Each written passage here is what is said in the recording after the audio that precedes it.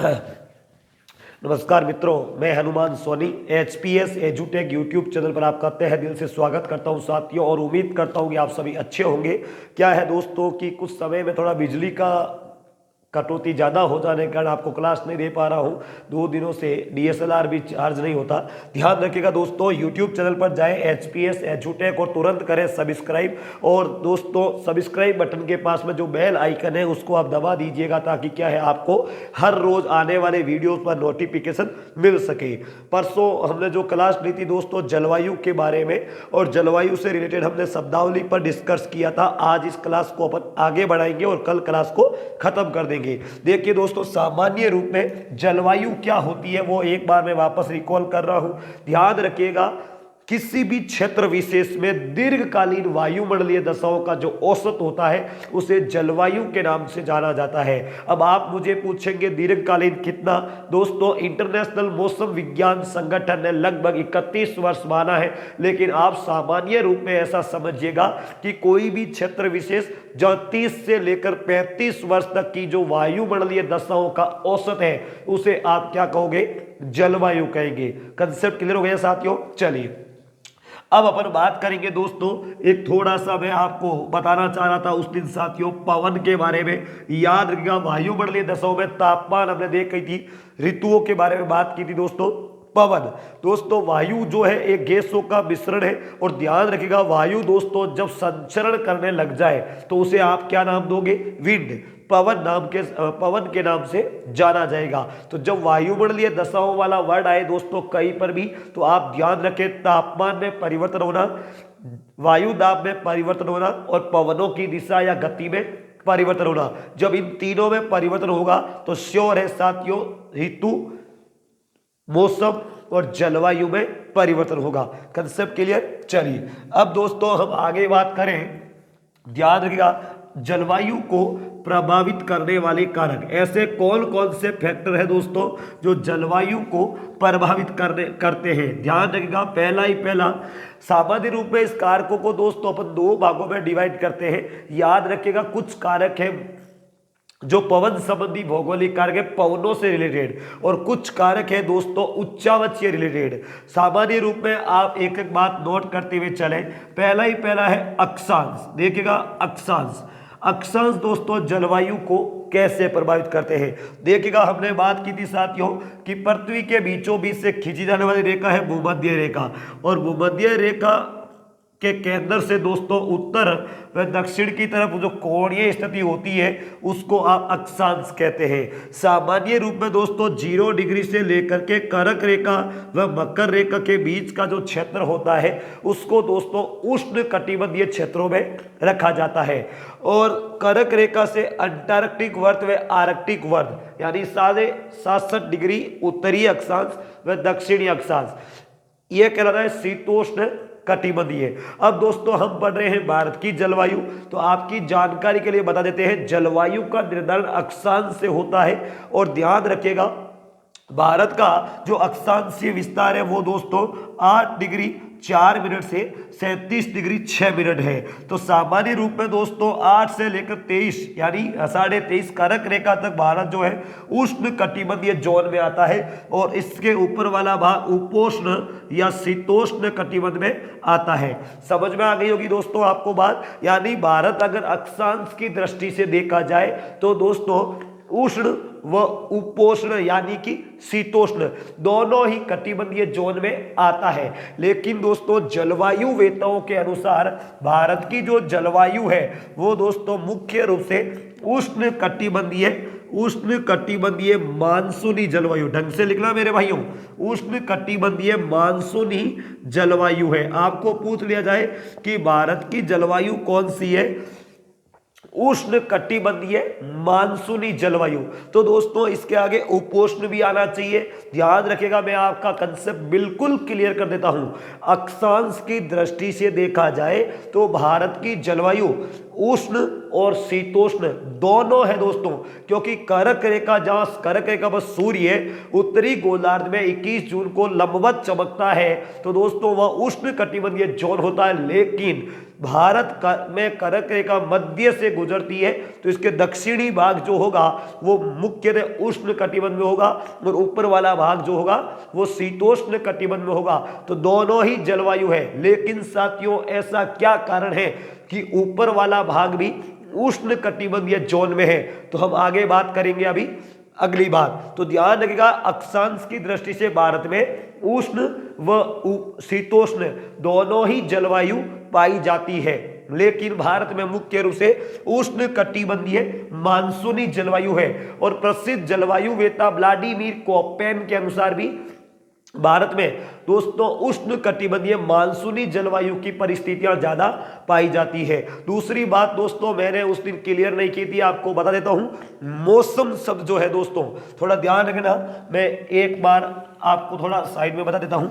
उस दिन दोस्तों क्लियर नहीं हो पाया था बिजली की वजह से। मौसम हमने बात की थी अल्पकालिक वायुमंडलीय दशाओं में, लेकिन दोस्तों एक शब्द होता है मानसून। ये मानसून शब्द जो है ना दोस्तों, इसके बारे में सबसे पहले जानकारी दी थी हिप्पोलस ने जानकारी दी दोस्तों सबसे पहले। लेकिन भारत में इस मानसून शब्द का जो प्रयोग है वो सबसे पहले दोस्तों किसने किया था? ध्यान रखना, अल मसूदी ने सबसे पहले इसमें अब दोस्तों अपनी किताब में मानसून शब्द का प्रयोग किया। हालांकि इसके बारे में दोस्तों अरब यात्री सुलेमान ने भी बताया। यह मानसून शब्द जो है वो अरबी भाषा का शब्द है, क्योंकि ये अरबी विद्वान थे, तो ये अरबी भाषा का शब्द है। और जिसका मतलब क्या होता है दोस्तों? वायुमंडलीय दशाओं में परिवर्तन होना। कंसेप्ट क्लियर हो गया ना? तो ये थोड़ा ध्यान रखना। अब एक बार आ जाइएगा वापस दोस्तों, हमने देखा था, ध्यान रखिएगा, पहला अक्षांश, दूसरा है भारत में हिमालय पर्वत की स्थिति, यह भी जलवायु को प्रभावित करती है। कैसे दोस्तों?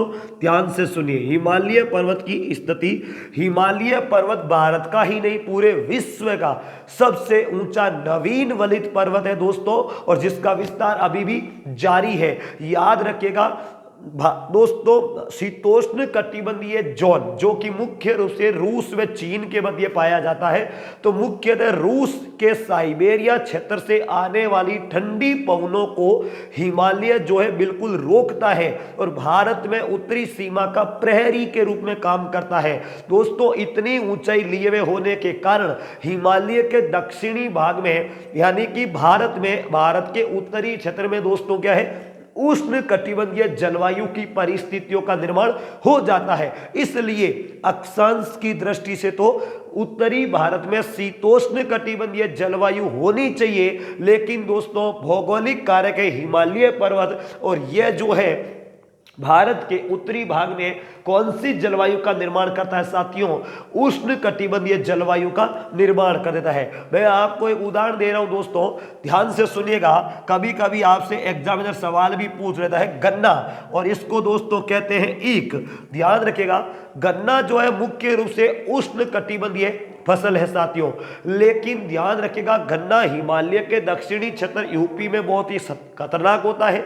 उत्तर प्रदेश में भी गन्ने का उपलब्ध होना दोस्तों किसके कारण? यह हिमालय पर्वत की स्थिति के कारण। तो ध्यान रखना, उत्तरी भारत में उष्ण कटिबंधीय जलवायु का पाया जाना, जिसके लिए उत्तरदायी कौन है? हिमालय पर्वत की स्थिति। तीसरा कारक लिखते चले साथियों, तीसरा कारक क्या है? तीसरा कारक है दोस्तों जलीय भाग, जल व स्थल का वितरण। जल व स्थल का वितरण देख लेते हैं दोस्तों, जल व स्थल का वितरण कैसे? ध्यान रखिएगा दोस्तों, भारत का जो क्षेत्रफल है दोस्तों, विस्तार जो है वो जलीय और स्थलीय दोनों पाया जाता है दोस्तों। याद रखिएगा, मैं आपको बता देता हूं, सूर्य का जो तापमान है दोस्तों, इस तापमान से धरातल चाहे जल हो, चाहे जलीय सतह हो, चाहे स्थलीय सतह हो, गर्म होती है। लेकिन दोस्तों जलीय भाग देरी से ही गर्म होता है और देरी से ही ठंडा, लेकिन स्थलीय भाग जो होता है जल्द ही गर्म होता है, जल्द ही ठंडा। इसी कारण से दोस्तों भारत में जो है, भारत का दक्षिणी भाग जो है वो जलीय क्षेत्र को छूता है दोस्तों, यानी जलीय सीमा को छूता है। वहां पर दोस्तों समकारी जलवायु पाई जाती है, जबकि आंतरिक भागों में स्थलीय भाग की अधिकता है। इसलिए साथियों वहां पर विषम प्रकार की जलवायु के लिए उत्तरदायी परिस्थितियां बन जाती है। तो आपको समझ में आ गया होगा जल व स्थल का वितरण।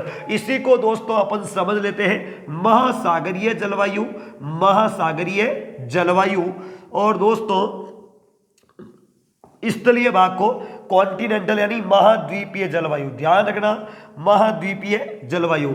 इस महाद्वीपीय जलवायु, महाद्वीपीय को दोस्तों कहते हैं महाद्वीपीयता। ध्यान रखना, महाद्वीपीयता क्या होता है? महाद्वीपीयता दोस्तों यानी समुद्र से दूर जो आंतरिक स्थलीय भाग होता है उसको महाद्वीपीयता के नाम से जाना जाता है। ज्योग्राफी में दोस्तों एक यूनानी भूगोलवेता हुए, अलेक्जेंडर वॉन हम्बोल्ट, यूनानी नहीं, अलेक्जेंडर वॉन हम्बोल्ट ने दोस्तों ये महाद्वीपीयता की संकल्पना दी थी, जिसका मतलब है समुद्र से दूर वाला जो क्षेत्र, जो आंतरिक भाग में स्थलीय क्षेत्र होता है उसको महाद्वीपीयता कहते हैं। ध्यान रखिएगा दोस्तों, सागरीय क्षेत्र जहां पर छूता है वहां पर समकारी जलवायु पाई जाती है, क्योंकि सागरीय भाग देरी से ही ठंडा और देरी से ही गर्म होता है। लेकिन स्थलीय भाग में दोस्तों ग्रीष्म जो है यानी तापमान जो है विषमकारी होता है, क्योंकि स्थलीय भाग जो है वहां पर उबड़ खाबड़ अगर ऊंचाई वाला क्षेत्र हो तो दोस्तों वहां पर टेम्परेचर कम होगा, क्योंकि हवा ऊपर की ओर उठने पर विरल हो जाती है, और दोस्तों नीचे वाला जो मैदानी क्षेत्र होगा वो गर्म होगा। सामान्य रूप में जितना ऊंचाई वाला क्षेत्र होगा ना वो गर्म होगा। तो ध्यान रखना, महासागरीय जलवायु व महाद्वीपीय जलवायु यानी जल व स्थल का वितरण भी जलवायु को क्या करता है? प्रभावित करता है। चौथी बात है दोस्तों, और इसी को दोस्तों अपन ऐसे कह सकते हैं समुद्र से दूरी। समुद्र से जितना दूर आंतरिक भाग होगा उसे अपन महाद्वीपीयता में शामिल करेंगे। चलिए अगला भाग है दोस्तों समुद्र से ऊंचाई। समुद्र से ऊंचाई भी जलवायु को प्रभावित करती है। वो कैसे दोस्तों?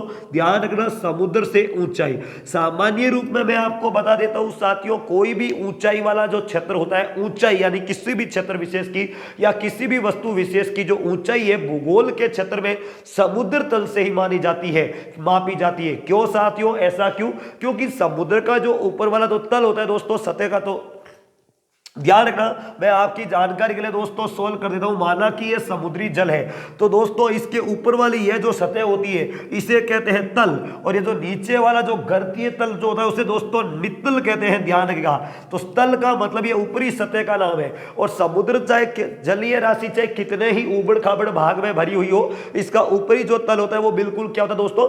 समतल होता है। इसलिए ध्यान रखिएगा, समुद्र तल से ही हमेशा ऊंचाई का निर्धारण किया जाता है। भारत में पहले दोस्तों मुंबई से किया जाता था, लेकिन वर्तमान में मद्रास यानी चेन्नई से किया जाता है। समुद्र तल का मापन चेन्नई से किया जाता है। याद रखिएगा दोस्तों, ऊंचाई की ओर जाने पर, ऊंचाई की ओर जाने पर मैंने उस दिन आपको बताया था, मेरे कुछ लाल जो है वीडियो को लाइक करने की बजाय डिसलाइक करने का प्रयास ज्यादा करते हैं या लाइक नहीं करते हैं, क्योंकि ये शब्दावलियां दोस्तों, टर्मिनोलॉजी समझना बहुत ज्यादा जरूरी है। अगर आपको 10-20 फैक्ट दे करके अगर अच्छे अच्छे लगने वाले 10-20 क्वेश्चन डाल दिए और बढ़िया प्रेजेंटेशन कर दिया तो हो सकता है आपको अच्छा तो लगेगा, लेकिन मेरे भाइयों उनसे कंसेप्ट क्लियर नहीं होने वाला और एग्जाम क्लियर नहीं होने वाला। आप सभी को पता है कॉम्पिटिशन में हमें एग्जाम और कंसेप्ट क्लियर चाहिए, बाकी कंफ्यूजन वाली स्थिति हो जाएगी। मुझे भी पता है साथियों, हम कोई भी एग्जाम देंगे तो माना कि एक एवरेज 100 सवाल आते हैं, तो 100 सवाल में से साथियों 30-40 सवाल ऐसे ही होते हैं जो फैक्ट टू फैक्ट होते हैं और वो आपको अच्छे लगते हैं। लेकिन उन अच्छे सवालों से मैं आपको गारंटी के साथ कह रहा हूं एग्जाम क्लियर नहीं होने वाला। एग्जाम क्लियर हमेशा कंसेप्चुअल सवाल क्लियर करोगे तब ही होगा। तो कंसेप्चुअल क्लियर करने के लिए हमारे चैनल HPS एजुटेक से जुड़ना पड़ेगा, या कोई ऐसे टीचर जो बिल्कुल आपको डेप्थ में कंसेप्ट क्लियर करके पढ़ाते हैं उनसे आपको जुड़ना ही होगा। बाकी दोस्तों आप फैक्ट टू फैक्ट पढ़ लिए तो वो तो दोस्तों गाइडों में भी खूब भरे पड़े हैं, इनसे आपका कंसेप्ट क्लियर नहीं होने वाला है। ध्यान रखना, समुद्र से ऊंचाई समुद्र। मैंने आपको ये दोस्तों सामान्य रूप में आप ऐसा समझ रहे होगे कि ऊंचाई की ओर बढ़ने पर सूर्य का प्रकाश पड़ता है तो गर्मी बढ़ती होगी, टेम्परेचर बढ़ता होगा, लेकिन ऐसा नहीं है दोस्तों। ध्यान रखना, समुद्र तल से जैसे अपन ऊपर की ओर बढ़ते हैं वायुमंडल में तो तापमान क्या है, घटता है, तापमान घटता है। अब दोस्तों ध्यान रखना, तापमान घटता है, यह बिल्कुल सही बात है, लेकिन दोस्तों अगर यही क्षेत्र जो है, ध्यान रखेगा, एक ही अक्षांश पर मान लो एक ही अक्षांश पर एक क्षेत्र मैदानी है और एक क्षेत्र पर्वतीय है, तो साधारण सी बात है दोस्तों, समान अक्षांश पर होते हुए भी वहां पर तापमान में आपको अंतर मिलेगा। यह बात नोट करें दोस्तों, इसे तापीय प्रवणता के नाम से जानते हैं। ध्यान रखना, मैं वापस बोल रहा हूं दोस्तों, एक ही अक्षांश पर मान लो एक ऊंचाई वाला क्षेत्र जो पर्वतीय है और उसी अक्षांश पर दोस्तों एक मैदानी क्षेत्र है, तो मैं गारंटी के साथ कह रहा हूं दोस्तों, वो क्षेत्र जो होता है वहां पर पर्वतीय क्षेत्र ठंडा होगा जबकि मैदानी क्षेत्र गर्म। और साधारण सी बात है दोस्तों, पर्वतीय क्षेत्र ठंडे होते हैं बजाय मैदानों के, इसीलिए तो हिल स्टेशन जो पर्यटक स्थल होते हैं वो पर्वतीय क्षेत्रों में ज्यादा होते हैं। ऐसा क्यों? क्योंकि ऊपर की ओर जाने पर तापमान जो है घटता है और घटने की दर 165 मीटर की ऊंचाई पर 1 डिग्री सेंटीग्रेड और 1000 मीटर पर 6.5 डिग्री सेंटीग्रेड। कंसेप्ट क्लियर रखे साथियों। चलिए अगली बात कर रहा हूं आपके सामने दोस्तों, उच्चावच में भी वही सिचुएशन है दोस्तों। धरातल पर पाई जाने वाली उबड़ खाबड़ जो स्थलाकृतियां होती है, चाहे पर्वत हो, चाहे गर्त हो, चाहे मैदान हो, चाहे झील हो, इन सभी को अपन उच्चावच के नाम से जानते हैं। तो विश्व में भी वही बात दोस्तों, ऊंचाई वाला क्षेत्र जो होगा वो ठंडा जलवायु होगा जबकि नीचे वाला जो होगा वो गर्म जलवायु रखेगा। यह बात आप थोड़ा ध्यान रखते हुए चलें। चलिए यह दोस्तों अगली बात है मानसूनी पवने। देखिएगा साथियों, मानसूनी पवने जो है वो भी जलवायु को प्रभावित करती है। ध्यान रखिएगा, पवन हमेशा उच्च वायुदाब से न्यून वायुदाब की ओर चलती है और दोस्तों जहां पर गर्मी ज्यादा होगी, सूर्य का तापमान सूर्य लंबवत चमकेगा, वहां पर हमेशा हवाएं हल्की होकर ऊपर उड़ जाएगी, तो खाली स्थान जो होगा वो न्यून वायुदाब लो प्रेशर हो जाएगा। उस लो प्रेशर वाले क्षेत्र को भरने के लिए हाई प्रेशर वाले क्षेत्र से पवने चलेगी और हाई प्रेशर उस समय कहां पर होगा दोस्तों, जलीय राशि पर। तो जलीय राशि पर जो हाई प्रेशर यानी उच्च वायुदाब वाला क्षेत्र होगा, उस जलीय पवने जो है वो पवने दोस्तों न्यून वायुदाब के क्षेत्र को भरने के लिए चलेगी। इसे अपन मानसूनी पवनों के नाम से जानते हैं। लेकिन फेरल साहब का नियम भी थोड़ा याद रखें दोस्तों। मैं आपको बता दूं, पृथ्वी की परिक्रमण गति के कारण जो है पवनों में कोरियोलिस, पृथ्वी की घूर्णन गति, सॉरी परिक्रमण नहीं, जो हमारी रोटेशन गति है दोस्तों, घूर्णन गति के कारण कोरियोलिस बल पैदा होता है। कोरियोलिस बल के कारण पवनों की स्थिति में विक्षेप आ जाता है और फेरल साहब ने इसे ऐसा समझाया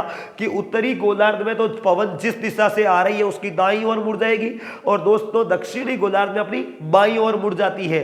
तो यह पवनों में विक्षेप हो जाता है जो कि मानसूनी पवनें जो है जलवायु में परिवर्तन कर देती है। वो भी आप थोड़ा ध्यान रखें। दूसरी बात दोस्तों, पर्वतों की स्थिति, ध्यान रखना, पर्वतों की स्थिति वो कैसे साथियों समझिएगा। ये भी, इसको आप उच्चावच में भी शामिल कर सकते हो दोस्तों।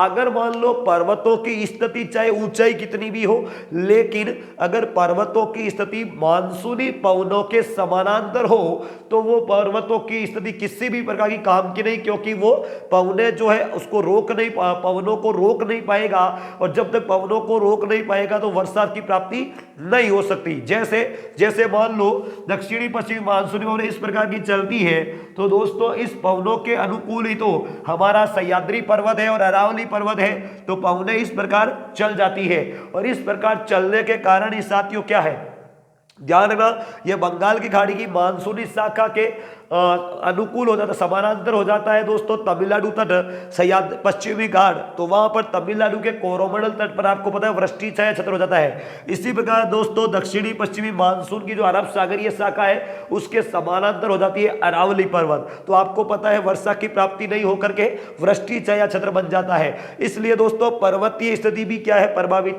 करती है। तो ये तो हुए दोस्तों जलवायु को प्रभावित करने वाले सामान्य कारक। अब मैं आपके सामने सामान्य सी ऋतुओं की बात करता हूं जो कि जलवायु के लिए बहुत ही जरूरी है। सामान्य रूप में सुनिएगा दोस्तों, ऋतु ऋतु, वैसे तो दोस्तों ऋतु मैंने आपको उस दिन बताया था कि मध्यकालिक वायुमंडलीय दशाओं का औसत जो है ऋतु होती है, लेकिन दोस्तों ऋतु का निर्माण होता है तापमान के कारण। आपको बता देता हूं, तापमान के कारण ही ऋतुओं का निर्माण होता है, और तापमान प्राप्त होता है सूर्य से पृथ्वी को। याद रखिएगा, जब सूर्य लंबवत चमकेगा और तापमान ज्यादा प्राप्त होगा तो ग्रीष्म ऋतु होगी, और जब दोस्तों सूर्य क्षितिज केवल होगा तो दोस्तों आपको पता है तापमान कम प्राप्त होगा, जिसे शीत ऋतु की प्राप्ति होती है, शीत ऋतु होती है। और मानसूनी पवनों के कारण दोस्तों वर्षा की प्राप्ति होना सामान्य सी वर्षा ऋतु है। मुख्य रूप से दोस्तों ध्यान रखिएगा, ऋतुएं तीन ही होती है, ग्रीष्म ऋतु, ग्रीष्म, शीत और वर्षा ऋतु। लेकिन दोस्तों मैं थोड़ा आपको डेप्थ में ले जा रहा हूं, क्योंकि पीसीएस वाले भाई बहन ध्यान दें, आपका यहां से कई बार सवाल बन जाता है। याद रखिएगा दोस्तों, हिंदुओं के, याद रखिएगा हमारा जो ये कैलेंडर होता है ना साथियों, जो हम हिंदू महीने पढ़ते हैं, यह कैलेंडर जो है चंद्र वर्ष पर आधारित होता है, ना कि सौर वर्ष पर। सौर वर्ष दोस्तों 365 दिन का होता है, जो पृथ्वी की वार्षिक गति पर आधारित होता है, और यह कैलेंडर इंटरनेशनल कैलेंडर होता है, जो कि पूरे विश्व में मान्य होता है। लेकिन भारत में जो कैलेंडर है, जैसे दोस्तों विक्रम संवत है, शक संवत है, हिजरी संवत है, ये संवतें जो चलती है कैलेंडर में दोस्तों, ये चंद्र वर्ष पर आधारित होता है, और चंद्र वर्ष 354 दिन का होता है, ना कि 365। इसलिए दोस्तों 354 और 365 में 11 दिन का अंतर हो जाता है,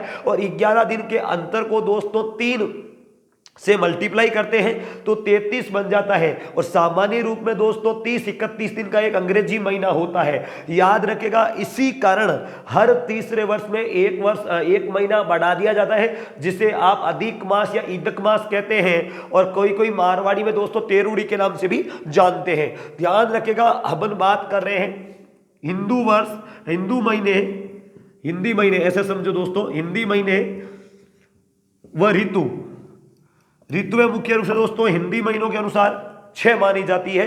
देखिएगा कैसे, और ये दोस्तों 6 ही ऋतुएं होती है सामान्य रूप में। देखिए कैसे, सबसे पहले देखिएगा बसंत ऋतु, बसंत ऋतु, बसंत के बाद में दोस्तों ग्रीष्म ऋतु, ग्रीष्म, उसके बाद में दोस्तों वर्षा ऋतु, वर्षा, उसके बाद में दोस्तों ध्यान रखिएगा, उसके बाद में शरद ऋतु, ध्यान रखिएगा शरद, फिर है दोस्तों शिशिर ऋतु, शिशिर, वर्षा के बाद में दोस्तों शरद ऋतु, फिर शीत ऋतु, फिर हेमंत ऋतु। यह दोस्तों ध्यान रखना 6 ऋतुएं होती है मुख्य रूप से, जिनमें दोस्तों बसंत ऋतु जो होती है हिंदी महीने चैत्र वैशाख में होती है, चैत्र वैशाख, चैत्र वैशाख, दो महीनों को डिवाइजन किया गया। और ये दोस्तों जो है ये अंग्रेजी महीनों में मानी जाती है, अंग्रेजी महीने जिसमें अपन जनवरी फरवरी बोलते हैं, तो ये दोस्तों मार्च अप्रैल में माना जाता है, मार्च अप्रैल। इसी प्रकार दोस्तों ये ज्येष्ठ आषाढ़ होता है, ज्येष्ठ आषाढ़, तो यहां पर होता है मई जून। ध्यान रखना दोस्तों, मई जून, यानी आपको पता होना चाहिए किस महीने में कौन सी जो है ऋतु की प्राप्ति होगी और कब कब आती है, ये दोनों दोस्तों ध्यान रखना में चले।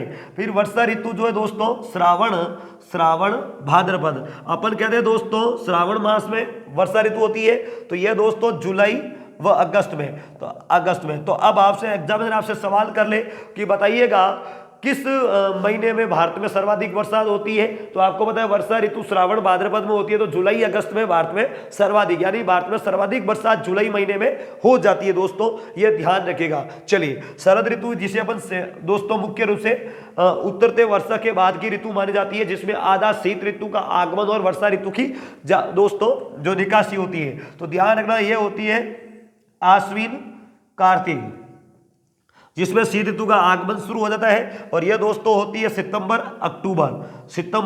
अक्टूबर, ध्यान रखेगा।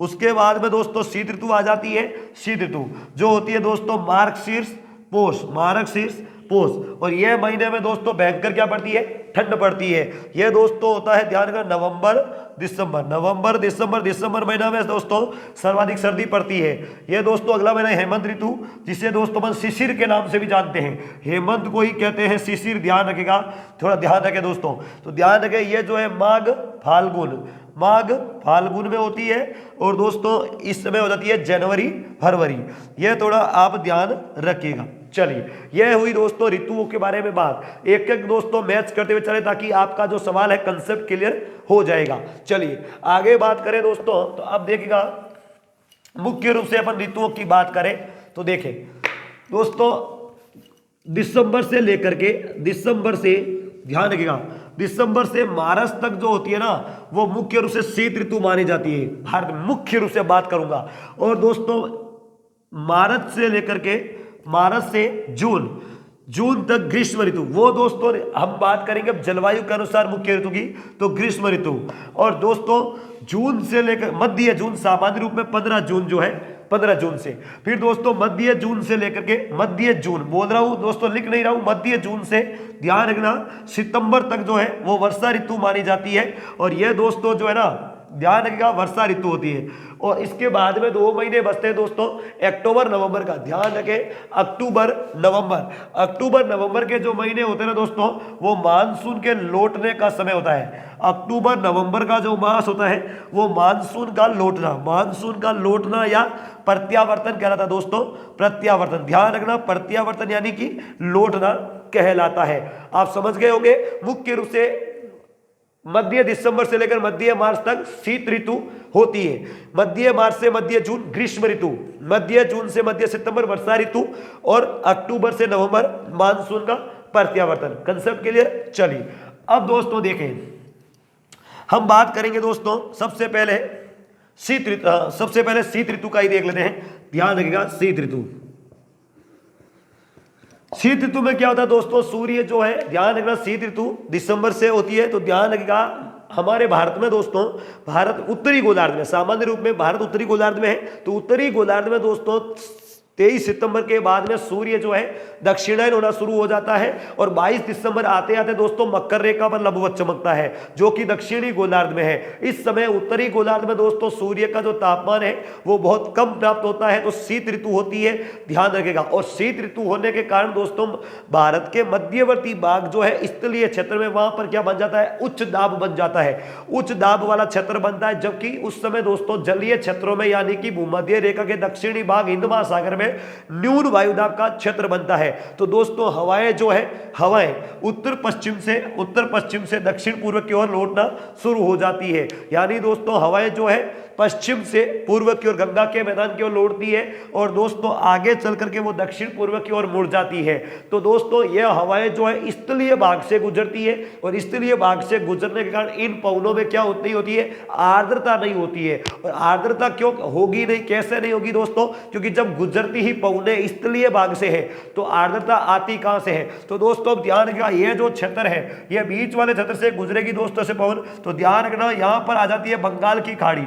इस बंगाल की खाड़ी से दोस्तों ये पवने थोड़ी मात्रा में आर्द्रता ग्रहण करती है, और आर्द्रता ग्रहण करके दोस्तों यहां पर जो है आंध्र प्रदेश का दक्षिणी भाग और तमिलनाडु का जो कोरोमंडल तट है दोस्तों, इस तट को कहते हैं कोरोमंडल तट। तो इस कोरोमंडल तट पर दोस्तों शीतकाल में क्या होती है, वर्षा की प्राप्ति होती है। क्या होती है, वर्षा की प्राप्ति होती है। और इसे दोस्तों कहते हैं उत्तरी पूर्वी मानसून, क्योंकि यह लौटता हुआ मानसून है दोस्तों। ध्यान रखिएगा, पहले उत्तर पश्चिम से पवने गंगा के मैदान की ओर चलती है, आगे चल करके दोस्तों दक्षिण पूर्व की ओर मुड़ जाती है। इसलिए दोस्तों ये पवने इधर से आती हुई लगती है, तो उत्तरी पूर्वी मानसून कहते हैं इसे।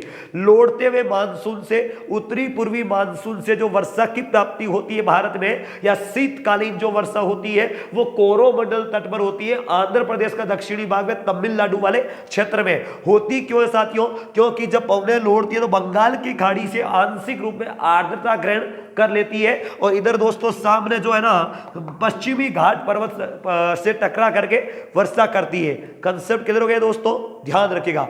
मैं आपको अभी बताऊंगा दोस्तों कि भारत में 2 मुख्यतः वृष्टि छाया प्रदेश है, वो क्यों है, अभी आपसे बात करेंगे। लेकिन ध्यान रखिएगा, ये जो तमिलनाडु तट पर जो वर्षा होती है वो शीतकालीन मानसून से होती है। एक तो रही बात ये। दूसरी बात दोस्तों ध्यान रखना, शीत ऋतु में भारत में पूर्वी भूमध्य सागर पर दोस्तों, पूर्वी भूमध्य सागरीय क्षेत्र में ध्यान रखना शीतोष्ण कटिबंधीय चक्रवात उत्पन्न होते हैं। कहां पर, पूर्वी भूमध्य सागर में शीतोष्ण कटिबंधीय चक्रवात उत्पन्न होते हैं दोस्तों। और ध्यान रखना जेट स्ट्रीम की पवनों की स्थिति के कारण यह चक्रवात जो है दोस्तों पूर्व की ओर आगे बढ़ते हैं। तो दोस्तों बीच में जो है ईरान है, अफगानिस्तान है, पाकिस्तान है, एशिया माइनर जो देश है दोस्तों ध्यान रखिएगा इन देशों में से ऊपर से गुजरता है। तो बीच में मुख्य रूप से कैस्पियन सागर में ईरान की खाड़ी से आर्द्रता और ग्रहण कर लेता है और शीतोष्ण कटिबंधीय चक्रवात होने के कारण दोस्तों हिमालय पर्वतीय क्षेत्र से टकरा करके क्या करता है, शीतकाल में वर्षा की प्राप्ति करता है। जो दोस्तों हिमालय पर्वतीय क्षेत्र में तो जो वर्षा होती है वो हिमपात के रूप में होती है जिसे हिमवृष्टि कहते हैं अपन। और दोस्तों इसके हिमालय के दक्षिणी क्षेत्रों में ध्यान रखना ये भारत के मुख्य रूप से पश्चिमी राज्यों में ही होती है दोस्तों, मुख्य रूप से पंजाब हरियाणा का पश्चिमी भाग, हिमालय के दक्षिणी क्षेत्र में दोस्तों और गुजरात के ऊपरी भाग, पश्चिमी राजस्थान में ये वर्षा होती है जिसे अपन कहते हैं पश्चिमी विक्षोभ। ध्यान रखिएगा पश्चिमी विक्षोभ कहते हैं साथियों। इस पश्चिमी विक्षोभ से जो वर्षा होती है इस वर्षा को दोस्तों कहते हैं मावठ। और ये मावठ की वर्षा दोस्तों शीत ऋतु में होती है। शीत ऋतु में रबी की फसल बोई जाती है भारत में, तो रबी की फसल के लिए रामबाण इलाज है दोस्तों। इसलिए इस वर्षा को गोल्डन ड्रॉप सुनहरी बूंद के नाम से जाना जाता है। कंसेप्ट क्लियर हो गया साथियों। चलिए अब आगे बढ़ रहा हूं। तो पश्चिमी विक्षोभ पता चल गया आपको, याद रखना दोस्तों पश्चिमी विक्षोभ से जो होने वाली बरसात है वो उत्तरी भारत के क्षेत्र से दक्षिण की ओर आने पर बिल्कुल घटती है और पश्चिमी भारत से पूर्व की ओर आने पर भी घटती है। इसका मतलब दोस्तों हिमालय से लेकर पश्चिमी भारत में ही यह बरसात होती है। यह चक्रवात पूर्वी भूमध्य सागरीय चक्रवात होता है, पछुआ पवनों की स्थिति के कारण उत्पन्न होता है साथियों, यह भी ध्यान रखिएगा। चले अब दोस्तों अपन बात करते हैं ग्रीष्म ऋतु। ध्यान रखिएगा ग्रीष्म ऋतु। ग्रीष्म ऋतु में क्या होता है दोस्तों, सुनिए ग्रीष्म ऋतु में दोस्तों क्या होता है, सूर्य जो है उत्तरायण की ओर होता है और सूर्य उत्तरायण की ओर होने के कारण दोस्तों आपको पता है तापमान ज्यादा प्राप्त होता है। तो दोस्तों भारत के मरुस्थलीय क्षेत्र जो कि उत्तरी पश्चिमी रेगिस्तान में दोस्तों तापमान ज्यादा पड़ने के कारण न्यून वायुदाब का क्षेत्र बन जाता है। और यह न्यून वायुदाब का क्षेत्र जो जो दोस्तों गर्मी तीव्र होती है उत्तरी भारत में दोस्तों विस्तृत होता जाता है। न्यून वायुदाब का क्षेत्र में दोस्तों हवाएं जब हल्की होकर ऊपर उठेगी तो उसको आकर्षित करने के लिए आर्द्र पवन आकर्षित होगी। ध्यान रखना दोस्तों इस समय न्यून वायुदाब का क्षेत्र माना कि यह उत्तरी पश्चिमी भारत में है, न्यून वायुदाब वाला क्षेत्र। और दोस्तों भूमध्य रेखा के दक्षिण में हिंद महासागर वाले क्षेत्र में क्या है, उच्च वायुदाब है, उच्च वायुदाब है। याद रखिएगा दोस्तों यहां से पवनें इस क्षेत्र को भरने के लिए आकर्षित होती है और ऐसे चलती है। लेकिन दोस्तों ध्यान रखना यह पवनें ऐसे चलती है, लेकिन दोस्तों समस्या क्या है, अब मेरे कुछ भाई बहन कहते हैं कि हमें परसों वाली क्लास समझ में नहीं आई। ध्यान रखना अब वो पढ़ाया हुआ दोस्तों यहां काम आएगा। यह क्या है, यह पवनें दोस्तों देखो भूमध्य रेखा से दक्षिण में थी तो बाईं ओर थी, लेकिन जैसे ही भूमध्य रेखा से ऊपर क्रॉस हुआ उत्तरी गोलार्ध हो गया, यहां पवनें क्रॉस करते ही अपनी दाईं ओर मुड़ जाएगी। अब देखो यह भारत की कौन सी दिशा हुई, दक्षिणी पश्चिमी। तो दोस्तों पवनें तो जा रही है इधर की ओर, लेकिन फेरल के नियम के अनुसार इस ओर मुड़ गई। इसे ही कहते हैं दक्षिणी पश्चिमी मानसून, दक्षिणी पश्चिमी मानसून। यह पूरी पवनें दोस्तों ऐसे ही चलेगी। अब यहां से यह पवन चलती है अरब सागर से और यहां से बंगाल की खाड़ी से। तो दोस्तों पवनें एक ही है दक्षिणी पश्चिमी मानसून, लेकिन अरब सागरीय क्षेत्र से चलने के कारण इनको कहते हैं अरब सागरीय मानसूनी पवनें, इनको कहते हैं बंगाल की खाड़ी की मानसूनी पवनें। क्यों, क्योंकि प्रायद्वीपीय भारत की स्थिति का ये पवनें जो है दो भागों में डिवाइड हो जाती है। Concept clear. चलिए अब दोस्तों देखो सुनिएगा दोस्तों ग्रीष्म ऋतु में क्या है, प्री मानसूनी बरसात जो होती है, ध्यान रखना तेज आंधियां चलती है। न्यून वायुदाब क्षेत्र उत्पन्न होने के कारण उत्तरी भारत में तेज आंधियां चलती है, जिनमें कुछ पवनें जो होती है दोस्तों वो प्री मानसून के लिए उत्तरदायी होती है और उन पवनों को विशेष क्षेत्र में दोस्तों बरसात के कारण विशेष नाम से भी जाना जाता है। तो मैं कुछ आपको पवनों, ये प्री मानसूनी पवनें होती है, प्री मानसूनी पवनें। देखिएगा साथियों प्री मानसूनी पवनें कौन सी। प्री मानसूनी पवनों में सबसे पहले तो दोस्तों ध्यान रखिएगा प्री मानसूनी पवनों में सबसे पहले तो एक पवन होती है लू, जिसे दोस्तों अपन कहते हैं ये लू के समय दोस्तों नॉर्मल बूंदाबांदी के रूप में वर्षा होती है, आंधियों के रूप में चलती रहती है। और दोस्तों शाम के समय पश्चिमी राजस्थान में तेज आंधियां चलती है, बवंडर के रूप में थोड़ी मात्रा में मूसलाधार बूंदाबांदी होती है। यह प्री मानसूनी पवन ही है, सामान्य रूप में ग्रीष्म ऋतु में चलती है। यह दोस्तों पश्चिमी राजस्थान से बिहार की ओर चलने वाली स्थानीय पवन है। दूसरी पवन है दोस्तों बारदोली छीड़ा, ध्यान रखना दोस्तों, बारदोली छीड़ा, यह पवन जो है साथियों, ध्यान रखना, ग्रीष्म काल में मुख्य रूप से दोस्तों मैं आपके सामने बात करूं तो अप्रैल और मई के महीने में, बैसाख के महीने में यह असम राज्य में चलती है, असम राज्य में चलती है, तीव्र पवन है दोस्तों। और यह थोड़ी मात्रा में आर्द्रता रखने के कारण थोड़ी मात्रा में बरसात करती है, जो कि चक्रवातीय बरसात के समान होती है। और ध्यान रखना, इसी के साथ ही पश्चिमी बंगाल राज्य में दोस्तों चलती है, उसका नाम है काल बैसाखी पवन। बारदोली छीड़ा असम राज्य में और काल बैसाखी दोस्तों पश्चिमी बंगाल राज्य में। ये पवने दोनों जो है दोस्तों थोड़ी मात्रा में बूंदाबांदी करती है और तीव्र पवने होती है। यहाँ दोस्तों इन दोनों ही राज्यों में मैं आपको बताऊं, मुख्य रूप से असम राज्य में तो चाय की खेती होती है, पश्चिमी बंगाल राज्य में चाय, जूट, पटसन की खेती भारत में सर्वाधिक होती है। तो इस खेती के लिए ये दोनों पवन क्या है, लाभदायक है। बारदोली छीड़ा असम राज्य, काल बैसाखी पश्चिमी बंगाल। चौथी पवन दोस्तों कर्नाटक में चलती है, जिसे अपन कहते हैं साथियों, ध्यान रखिएगा कि कर्नाटक में फूलों की बौछार, फूलों की बौछार, ध्यान रखना दोस्तों, फूलों की बौछार या चेरी ब्लॉसम, इसका दूसरा नाम है चेरी ब्लॉसम। ध्यान रखना दोस्तों, केरल कर्नाटक में यह पवन जो चलती है प्री मानसूनी पवन ही है। इस पवन के कारण दोस्तों कर्नाटक में कॉफी या कैवक की खेती जो होती है तो इनके फूल जो है खिल जाते हैं, इसलिए दोस्तों इस पवन को कहते हैं फूलों की बौछार। कॉफी और चेरी के फूल खिल जाने के कारण चेरी ब्लॉसम या फूलों की बौछार। और पांचवी है दोस्तों केरल में जो मुख्य चलती है, केरल कर्नाटक में समुद्र तटीय इलाकों में, जिसे कहते हैं मेरे भाइयों आम्र वर्षा। आम्र वर्षा यह भी प्री मानसूनी पवन है, जो मुख्यतः ग्रीष्म काल में अप्रैल मई में चलती है और थोड़ी बूंदाबांदी के साथ में समाप्त हो जाती है। इन पवनों के कारण भारत में दोस्तों आम की फसल अच्छी होती है, आम जल्दी पकते हैं, इसलिए इसको कहते हैं आम्र वर्षा। तो इनको थोड़ा ध्यान रखें। पश्चिमी राजस्थान में लू, बारदोली छीड़ा असम राज्य, काल बैसाखी पश्चिमी बंगाल और फूलों की बौछार चेरी ब्लॉसम कर्नाटक, आम्र वर्षा केरल कर्नाटक, ये थोड़ा ध्यान रखें। अब दोस्तों देखो, वर्षा से जुड़ी हुई कुछ अपन टर्मिनोलॉजी को आगे बढ़ाते हैं और कल हमारा जो लेक्चर होगा दोस्तों वो अंतिम लेक्चर होगा। वर्षा ऋतु को पार कर हम पढ़ते हुए दोस्तों भारत के मुख्यतः जलवायु प्रदेश और व्लादिमीर कोपेन ने जो 8 जलवायु प्रदेश बताए उनका जिक्र करते हुए अपन दोस्तों समाप्त करेंगे जलवायु को। देखिएगा दोस्तों, वर्षा से जुड़ी हुई कुछ शब्दावली जो मैं आपके सामने रख रहा हूं। सबसे पहली बात ध्यान से सुने दोस्तों, औसत वर्षा, ध्यान रखें औसत वर्षा। अगर आपको पूछ लिया जाए मेरे साथियों कि विश्व की औसत वार्षिक वर्षा कितनी है, विश्व की औसत वार्षिक वर्षा कितनी है, वार्षिक वर्षा, तो ध्यान रखना दोस्तों 100 सेंटीमीटर है मेरे भाइयों, 100 सेंटीमीटर। ध्यान से सुनना, विश्व की औसत वार्षिक वर्षा कितनी है तो 100 सेंटीमीटर मानी जाती है। आपको पूछ लिया जाए भारत की तो दोस्तों 125 सेंटीमीटर औसत वार्षिक वर्षा मानी जाती है। कोई बंदा राजस्थान का हो तो मेरे भाइयों राजस्थान की औसत वार्षिक वर्षा कितनी मानी जाती है, 57 सेंटीमीटर मानी जाती है। यह तो सेंटीमीटर में औसत वार्षिक वर्षा है दोस्तों। कई बार आपसे एग्जामिनर इनको मीटर में बदल सकता है, सेंटीमीटर या डेसीमीटर में बदल सकता है। डेसीमीटर में बदले तो 10 से गुणा कर लो, मीटर में बदले तो 10 का भाग दे दो, ऑटोमेटिक आ जाएगा। यह तो हुई वर्षा की मात्रा।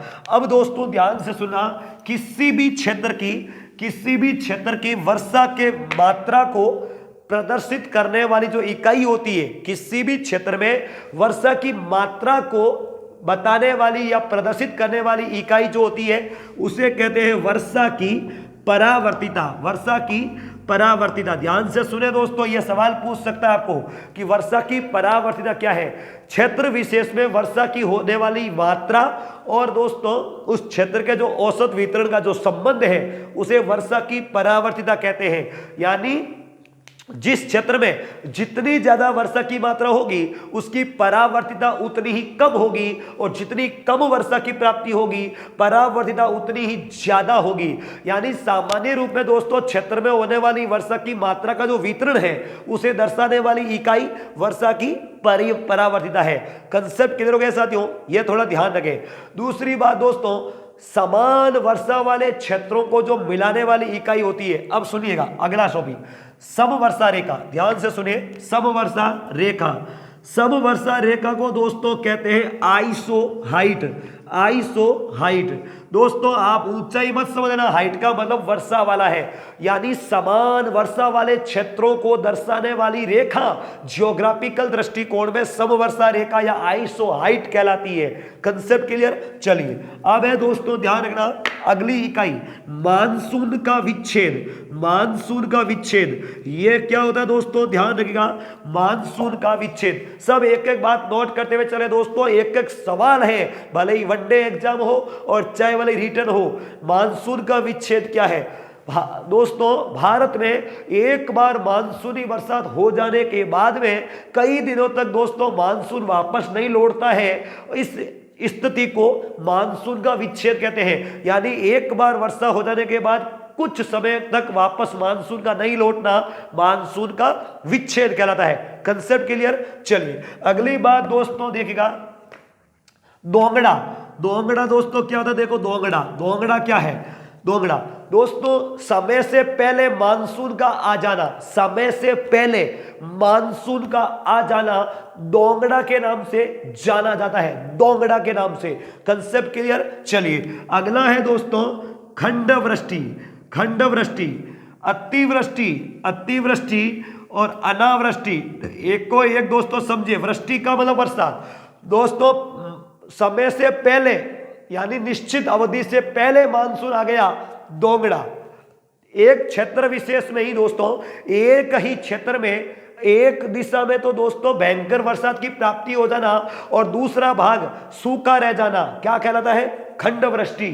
अत्यधिक बरसात होना दोस्तों, कम समय में अत्यधिक बरसात हो जाए, इसे कहते हैं अतिवृष्टि, या इसे दोस्तों बादल का फटना भी कहते हैं। बादल के फटने में दोस्तों कोई बादल वास्तव में नहीं फटता है, कुछ ही समय में अत्यधिक पानी का गिरना, बरसात का होना अतिवृष्टि या बादल फटना। और दोस्तों बिल्कुल वर्षा की बहुत कम प्राप्ति होना अनावृष्टि कहलाता है। Concept clear? चलिए अगला देखिएगा दोस्तों, भारत में सबसे पहले मानसून प्रवेश, सबसे पहले मानसून प्रवेश कहां पर होता है दोस्तों? भारत में। मेरे भाइयों बहनों ध्यान से सुन लेना, ध्यान से सुन लेना। आप गलत पढ़ लेते हो 1 जून केरल, बिल्कुल गलत है। ध्यान रखना, सबसे पहले 25 मई को अंडमान निकोबार में प्रवेश करता है। अंडमान निकोबार में आपसे सवाल पूछ सकता है एग्जामिनर कि बताइएगा भारत में सबसे पहले मानसून कहां प्रवेश करता है और कब करता है? 25 मई को करता है अंडमान निकोबार में, उसके बाद दोस्तों 1 जून को केरल में करता है। कैसे दोस्तों? देखिएगा, यह भारत का दोस्तों मुख्य भूमि है और यहां पर आपको पता है दोस्तों ये 8 डिग्री से शुरू होती है मुख्य भूमि, जबकि अंडमान निकोबार में जो दक्षिणी पॉइंट दो है दोस्तों, ग्रेट निकोबार जो द्वीप पर है, यह दोस्तों क्या है दक्षिण में 6 डिग्री से शुरू होता है। तो आप मुझे बताओ पहले पौने यहां पहुंचेगी या यहां पहुंचेगी, इसलिए यहां पर सबसे पहले प्रवेश करता है। Concept clear? चलिए अगला देखिएगा दोस्तों, भारत में दोस्तों मानसून जो है प्रायद्वीपीय स्थिति के कारण 2 दिशाओं में बढ़ता है, अरब सागरी और बंगाल की खाड़ी। सबसे ज्यादा बरसात बंगाल की खाड़ी से होती है, जुलाई महीने में होती है, यह भी दोस्तों ध्यान रखें। सबसे कम आर्द्रता अप्रैल महीने में होती है, सर्वाधिक आर्द्रता अगस्त महीने में होती है। इसी के साथ दोस्तों अंतिम नमस्कार आपसे। प्लीज साथियों चैनल को प्लीज ज्यादा से ज्यादा सब्सक्राइब करें और कल हमारा लास्ट वीडियो होगा। मुझे पता है कुछ भाई बहन जो है ना कहते हैं कि क्लास पसंद नहीं आ रही है। दोस्तों जिसने वकायदे संघर्ष किया है, मेहनत को पहचाना है, उसको तो क्लास पसंद आएगी, और जिसको दोस्तों मेहनत करनी नहीं आती, जिसने कभी मेहनत करना सीखा ही नहीं है, तो उसको दोस्तों क्लास पसंद नहीं आने वाली है। वो भले ही डिसलाइक कर सकते हैं, क्योंकि जो दोस्तों पेड़ धूप में तपता है उसी को पता है कि धूप का असर क्या होता है। Thank you.